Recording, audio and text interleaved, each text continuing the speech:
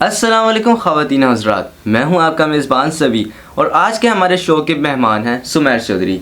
आप तो इनको बहुत अच्छी तरह जानते होंगे, चैनल भी नहीं कही है, शो भी नहीं कही है। आइए इनसे मिलते हैं। अस्सलाम वालेकुम। वालेकुम अस्सलाम। कैसे हैं आप? अल्लाह का शुक्र है, आप सुनाएं कैसे? मैं बिल्कुल ठीक हूँ। बहुत मेहरबानी, आपने मुझे अपने शो में बुलाया। आपकी मेहरबानी, आज मैं शो होस्ट करने दिया मुझे। खैर, आज हमारे पास बहुत अच्छी अपडेट्स हैं शोबिज़ इंडस्ट्री से रिलेटेड, तो इनसे हम काफ़ी सारी डिस्कशन करेंगे। सबसे पहले हमारे पास न्यूज़ है बुशरा अंसारी और वहीद लाला से रिलेटेड। अच्छा, आप जानते होंगे वहीद लाला को, एक बहुत अच्छी पैरोडी करते हैं, वो मिमिक्री करते हैं। उन्होंने काफ़ी सारे लोगों की, उनका शो भी बहुत अच्छा चलता है। जी बिल्कुल। अभी पिछले दिनों उन्होंने बुशरा अंसारी की मिमिक्री की, तो बुशरा अंसारी ने कहा कि वेरी चीप, बिल्कुल मज़ा नहीं आया। आप इस बारे में क्या कहना चाहेंगे? मैं इस बारे में ये कहना चाहूँगा कि देखें, जो वहीद लाला है वो बहुत टैलेंटेड है। हाँ, ये बात तो है। उन्होंने बहुत सारे लोगों की वो लोहा पाड़ जो एक हकीम है, वो तो बहुत ज़बरदस्त की थी। बहुत मज़ेदार की उन्होंने है, और उससे उनको ज़्यादा शोहरत मिली। लेकिन जो उसके बाद उन्होंने डॉक्टर उमर आदिल की तो वो भी बहुत मज़ेदार। हाँ, मैंने तो डॉक्टर उमर आदिल को रियल लाइफ में मिला हूँ, देखा उनको कैसे बात करते हैं, एग्जैक्टली उन्हीं की तरह बिल्कुल बात की उन्होंने। आप जब मेरे साथ गए थे उनके घर पॉडकास्ट करने, हम गए थे, तो बिल्कुल सेम हमारे पॉडकास्ट में जैसे उन्होंने बात की थी ना, मैं देख रहा था बिल्कुल एग्जैक्टली वैसे उन्होंने बिल्कुल। वो जुमला क्या बोलते होते हैं? आई समझ मेरी गलती। हाँ, ये इनका आइकॉनिक जुमला है। तो वो वैसे ही बिल्कुल कर रहे थे, समझ आई जी मेरी गलती। उसके बाद जब उन्होंने बुशरा अंसारी जी की तो बस बुशरा अंसारी को बुरा लग गया। उन्होंने कहा वेरी चीप। अच्छा, उसके बाद जो अस्मा अब्बास है उनकी बहन जी, उन्होंने भी कहा कि बहुत ही बेकार, मतलब उन्होंने तारीफ नहीं की, उनको बहुत बुरा लगा।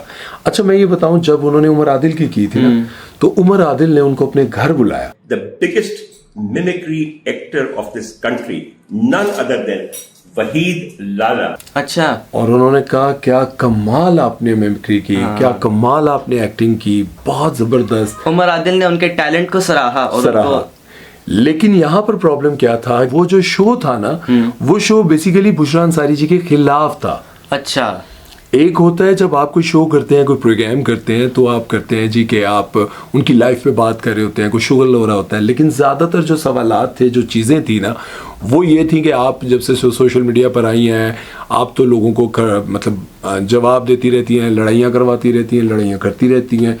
जब से आप सोशल मीडिया पे आई हैं ना, आप तो बस लड़ने के बहाने ढूंढने लग गई हैं। ऐसी बात नहीं है। फिर उसके बाद जो उन्होंने रूबी अनम का वो टच दिया, तो क्या है अपना रूबी अनम, अल्लाह उस औरत का भी मुझे समझ नहीं आता। अब रूबी अनम में क्या कहा था, वो जरा एक क्लिप अगर चल जाए तो ज्यादा मजा आएगा, ताकि लोगों को समझ भी आ जाए रूबी अनम ने हमारे पॉडकास्ट में उनको कहा क्या था। बुशरा अंसारी जी को ना अब रेस्ट करना चाहिए, वो इस एज में नहीं है, तो यहाँ कैमरा रख के कह रही है ये मैं सामान पैक कर रही हूँ। और बस कर दे माई, माइयां बुढ़ियां हो गई जे, साडियां मावां नालों वड्डियां जे तुसी, या ते तुसी बेपनाह हसीन हो ना, ते ताड़ा हुसन डुल डुल पैंदा है। अब इस क्लिप को देख के मुझे तो ये लग रहा है कि वहीद लाला के शो में बुशरा अंसारी की जो जख्म है ना, उनको ताज़ा किया गया। हाँ जी, मेरा ख्याल है वो सबसे पहले ये बुरा लगा है।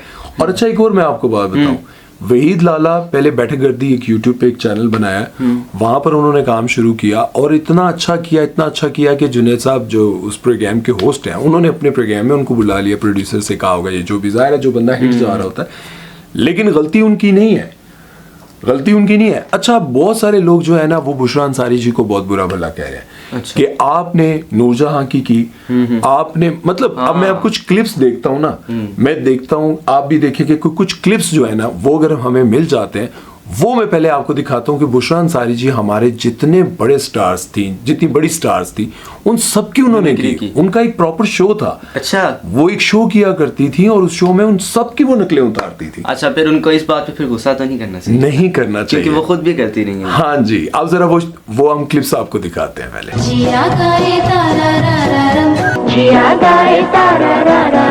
कैसे ये कहें तुमसे हमें प्यार है कितना, जावेद मियां दाद की बैटिंग है निराली, पीछे आंदा मेरी चाल वेंदा मेरा नाम गवाचा, पीछे आंदा मेरी चाल वेंदा मेरा नाम तमाशा। अच्छा, अभी हमने पैरोडी क्लिप्स देखे और इसको देख के तो मुझे कंफर्म हो गया कि उनको बुरा लगना नहीं चाहिए थी। ये बात नहीं लगना चाहिए था ना, लेकिन असल वजह क्या है? असल वजह ये है कि वो जो जुमले ऐड किए गए हैं ना, कि आपने लड़ाई झगड़े करवाने शुरू कर दिए, आप लोगों पर ये करते हैं, ये उनको बुरा लगा। जब से आप सोशल मीडिया पे आई हैं ना, आप तो बस लड़ने के बहाने ढूंढने लग गई हैं। नहीं ऐसी बात नहीं है। अच्छा, उन्होंने ये भी कहा कि अगर अच्छा होता तो हम तारीफ करते, लेकिन इतना चीप और इतना बुरा था कि मुझे तारीफ नहीं करनी।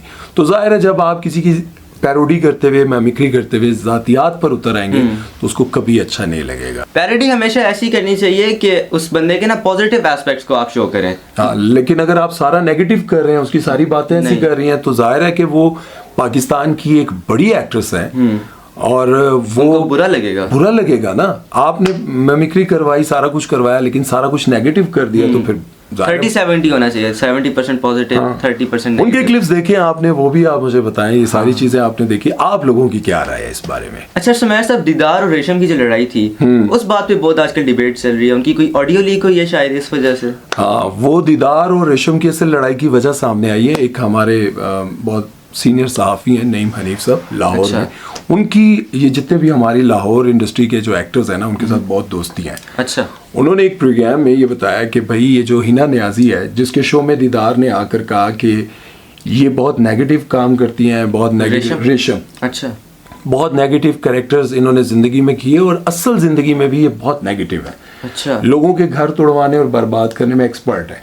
अच्छा, अब इस बात की जब खोज लगाई गई कि आखिर ये लड़ाई बनवाई क्यों गई, ये सारा कुछ क्यों किया गया, और उनके साथ वो ज़ीशान रोकड़ी भी बैठे हुए थे। ज़ीशान रोकड़ी और दीदार की भी बहुत अच्छी दोस्ती है आपस में। अब नईम हनीफ साहब ने इस सारी मतलब जो कंट्रोवर्सी है इसकी खोज निकाली तो पता ये चला कि रेशम जो है वो हिना नियाज़ी के शो में गई। अच्छा, हिना नियाज़ी के शो में वो वैसे नहीं गई होंगी क्योंकि रेशम जिस भी प्रोग्राम में जाती हैं वो पैसे लेती हैं। अच्छा, मैंने ज़ाती तौर पर भी उनको कहा था, मैंने कहा मैंने आपका पॉडकास्ट करना है, तो कहती है पॉडकास्ट मैं देती नहीं हूँ। और दूसरा ये है, मैंने कहा वो न्याज की मैं आप वीडियो बनाना चाहता हूँ, वो जो आप न्याज बनाती हैं, ये वो तो कहती हैं कि न्याज ऐसे नहीं बन जाती। हाँ, न्याज में बड़ा खर्चा होता है। मतलब 1.5 लाख रुपए खर्चा होता है। उनका कहने का मतलब ये था कि यार कुछ पे करोगे तो मैं आऊंगी। हाँ, अब वो जिस शो में गई हैं तो वो हिना नियाज़ी के रेफरेंस से नहीं गई थी। किसके रेफरेंस से गई थी? वो पीछे एक इदारा है ना, एक इदारा, एक चैनल है। हाँ। उन्होंने उनको पे किया होगा।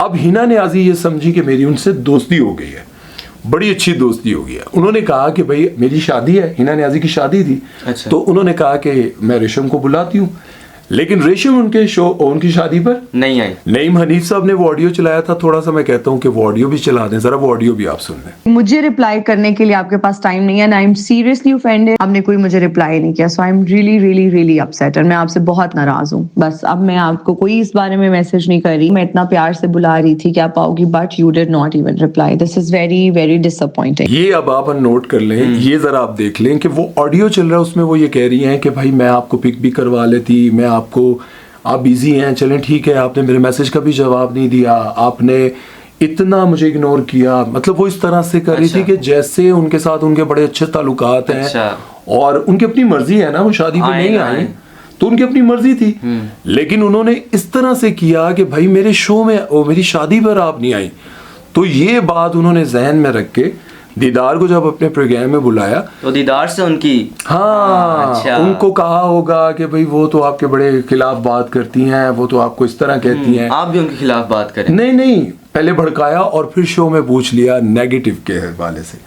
तो फिर क्या हुआ, जो सारी बातें उनके दिमाग में थी तो नेगेटिव उन्होंने फिर रेशम को शो कर दिया। तो ये सारी बातें नईम हनीफ साहब ने की हैं। तो मुझे ये लगता है कि यार ये जो लड़ाइयों वाले चक्कर है ना, देखिए ताबिश हाशमी भी शो करते हैं, वो बड़े मजे से हंसते मुस्कुराते ऐसे कर देते हैं। अभी उन्होंने एक प्रोग्राम किया जिसमें उन्होंने कहा कि नंबर 1 कौन होस्ट है। रैंकिंग जब शुरू हुई तो पहली तस्वीर आती है फाद मुस्तफा की। अच्छा। शाइस्ता लोधी उस तस्वीर को 6ठे नंबर पर लगवा देती है। क्यों? फाद मुस्तफा तो पाकिस्तान का सबसे बड़ा शो होस्ट है। हाँ, लेकिन वो ये समझी कि 6ठा नंबर सबसे ऊपर वाला नंबर है।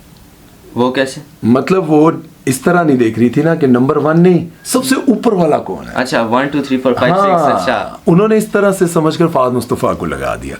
अब फिर इमरान अशरफ का नाम आया, वसीम बदामी को उन्होंने पहले नंबर पे लगवा दिया। तो ये सारी खिचड़ी बन गई और वो बड़े मजे से ना उसको इतना एंजॉय कराकर वो एक अच्छा इमरान अशरफ, इमरान तो 5वें नंबर पे है ना, इमरान तो 5वें नंबर पे है। तो इतना शुगर लगाकर उन्होंने वो प्रोग्राम किया, इतना मजेदार वो प्रोग्राम था। वो लग नहीं रहा था कि लड़ाई पड़ी, मतलब वो ऐसा कर रहे थे कि देखने वाले को मजा आ रहा था।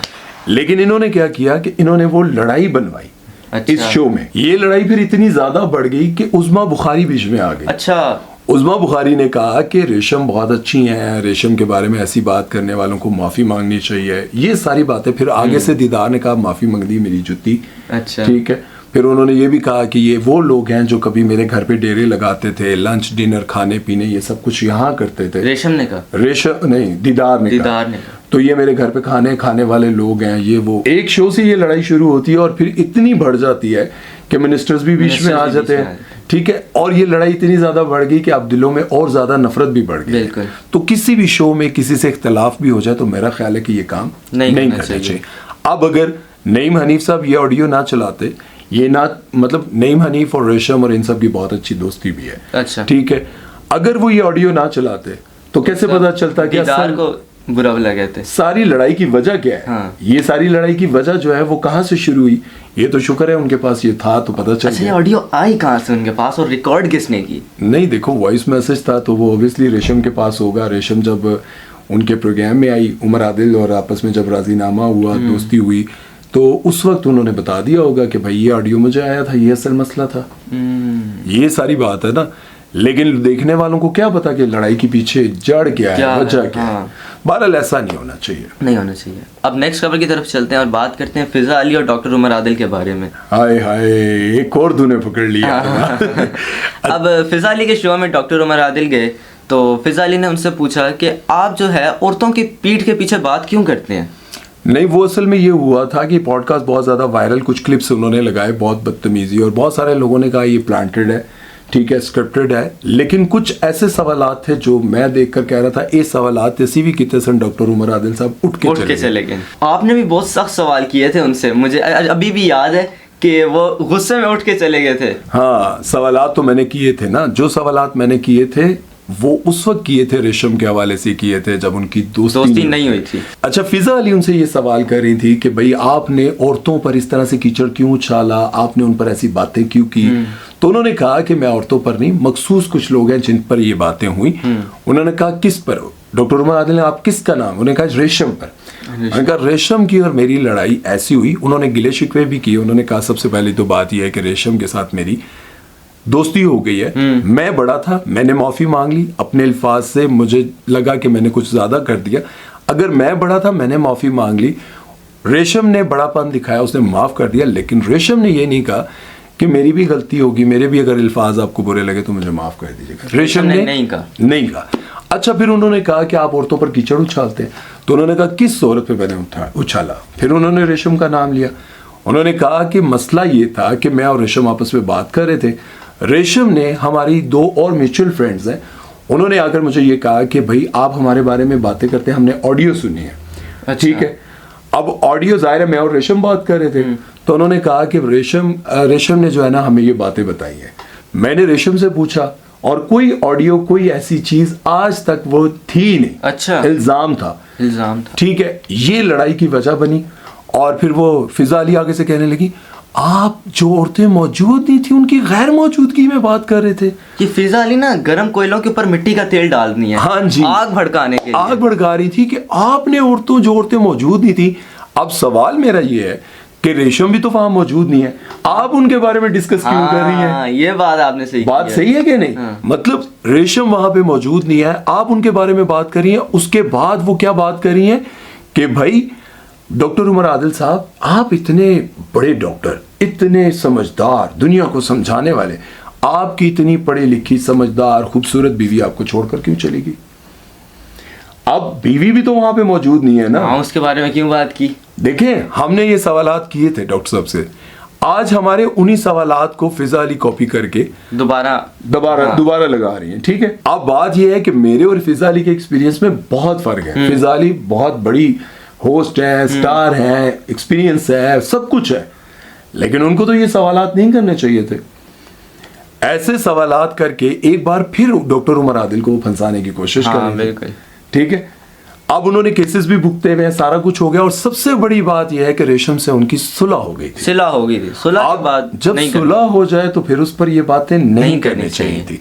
मुझे लगता है कि अब देखें ना, उन्हीं बातों में एक बात फिर निकल आई कि रेशम ने ये बात की, रेशम ने ये लड़ाई बनवाई। वही बातें दोबारा स्टार्ट हो गई ना। मैंने रेशम से माफी मांगी, रेशम ने आगे से मुझे नहीं कहा कि भाई मेरे से भी गलती हो सकती है, मेरे से भी कुछ ऐसी खता होगी हो तो मुझे माफ कर देना। ये सारी बातें, ये सारा पॉडकास्ट एक बार फिर से डॉक्टर उमर आदिल को किसी न किसी मुसीबत में फंसाने के लिए यूज हो सकता है। बहरहाल मुझे यूं लगता है कि कोई भी एंकर, कोई भी होस्ट जो है, वो जब किसी की सुलह हो जाती है तो मेरा ख्याल है वो गड़े मुर्दों को नहीं उखाड़ना चाहिए।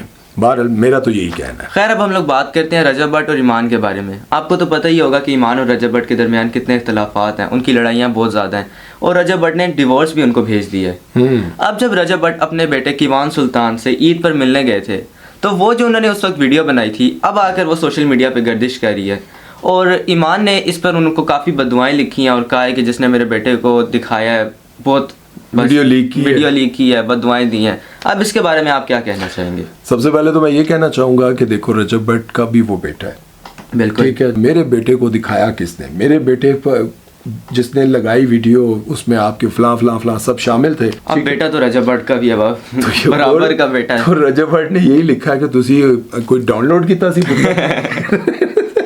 भाई बेटा तो उसका भी है ना, जाहिर सी ठीक है। बात है।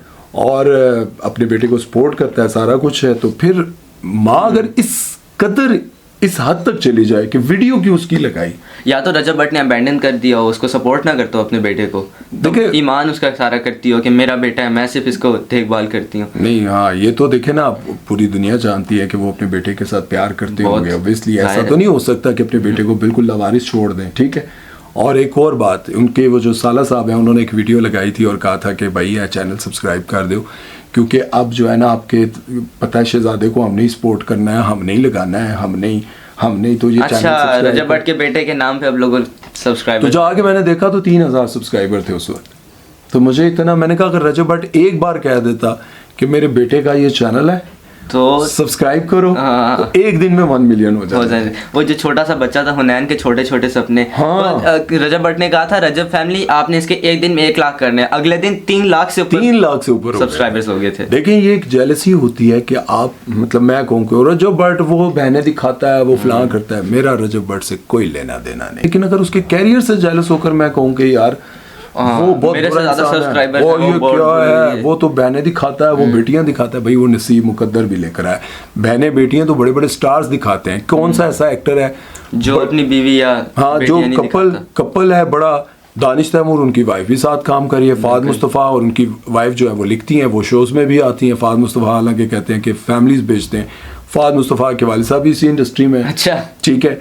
अब मुझे बहुत सारे लोग कहते हैं कि अगर आगे चलकर तुमने किसी ड्रामे में काम करना है, आगे एक्टिंग करनी है, तो भाई ये बातें ना बोला करो, लेकिन अब सच तो बोलना पड़ेगा ना। हाँ, ये तो नहीं हो सकता। कौन सा एक्टर, अच्छा आप बिलाल कुरैशी को देखें, उनकी वाइफ भी है, उसके बाद आप हिबा बुखारी और उसके हस्बैंड को देख लें, वो भी शोबिज़ इंडस्ट्री में। अब ये तो खुलेआम हिपोक्रेसी है कि आप एक तरफ फैमिली ब्लॉगर्स को आप बुरा भला कह रहे हैं और दूसरी तरफ जो कपल्स हैं जो आपस में, यार अच्छा हमारा एक और बंदा असल में बीच में आ गया। सॉरी बड़े साहब आ गए, बड़े होस्ट आ गए। अस्सलाम वालेकुम कह दो, अस्सलाम वालेकुम।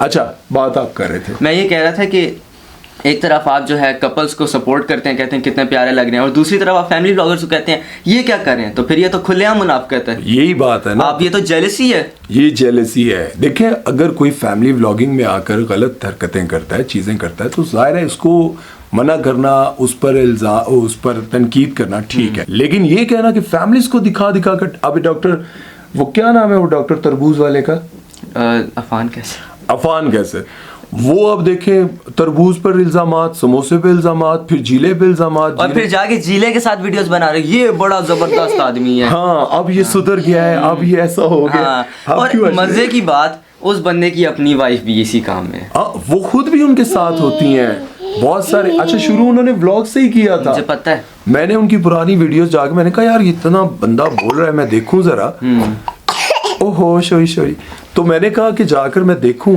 तो जब मैंने देखा तो पता चला कि उन्होंने स्टार्ट यही किया था। हाँ, नहीं चला तो दूसरों को बस बुरा गया, मेरा नहीं चला, इतना चल गया, क्यों चले। हाँ, और नदीम दानी वाले नहीं, उन्होंने कहा कि ये सारे जो केसेस हुए, सब कुछ हुए, जिस जिसको उठवाया, जिस जिसका नाम दिया, ये इसके पीछे डॉक्टर अफान कैसर का अच्छा। हाथ है, वो सारे वो कहते हैं कि एक दिन आएगा मैं सारा कुछ एक्सपोज करूंगा और सब कुछ सबूतों के साथ दिखाऊंगा। बड़ा मजा है। मजा क्या, मैं किसी की बर्बादी नहीं चाहते, लेकिन मसला नहीं। ये है कि अगर हम बात जो कर रहे थे कि जो ईमान ने बातें की हैं ये नहीं जायज़ करना चाहिए, बिल्कुल भी नहीं करना चाहिए था।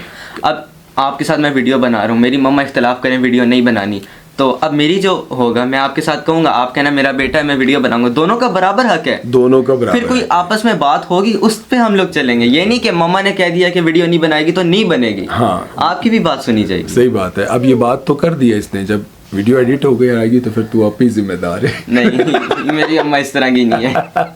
तो बहरहाल ये जो कामयाबियां होती हैं ये उनको लगता है, ईमान को लगता है कि मेरे बेटे की वजह से इसके व्यूज आएंगे। हाँ, अब वो ईमान भी नहीं है, कोई भी नहीं है, फिर भी लेकिन मिलियंस में व्यूज हैं। व्यूज तो आ रहे हैं। बिल्कुल।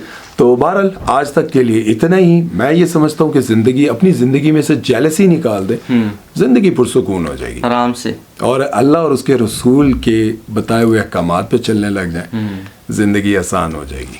किसी को भी देख कर ना उससे जेलस हो और ना ही उस जैसा बनने की कोशिश करो। अपने मुकद्दर और अपनी तकदीर के लिए अल्लाह से मांगो, अपने अच्छे फ्यूचर के लिए मेहनत करो, बिल्कुल। सिर्फ तनकीद ना हाँ। करो, सब अच्छा हो जाएगा इंशाल्लाह। इसी के साथ आज का ये प्रोग्राम ख़त्म करते हैं। उम्मीद है कि आपको प्रोग्राम अच्छा लगा होगा। अगर अच्छा लगे तो इस वीडियो को लाइक करें, इसको शेयर भी करें। और बीरू आप क्या कहना चाहोगे? बीरू बोले सब्सक्राइब कर दें, सब्सक्राइब कर दें हमारे चैनल को। अच्छा, ओके बस जी। इसने बोल दिया है। हाँ, बोल दिया। अब शो ख़त्म करते हैं, अब इसका हम ख्याल रखेंगे। ओके, अल्लाह हाफिज। अल्लाह हाफिज। बीरू अल्लाह हाफिज कर दो ना। ओके।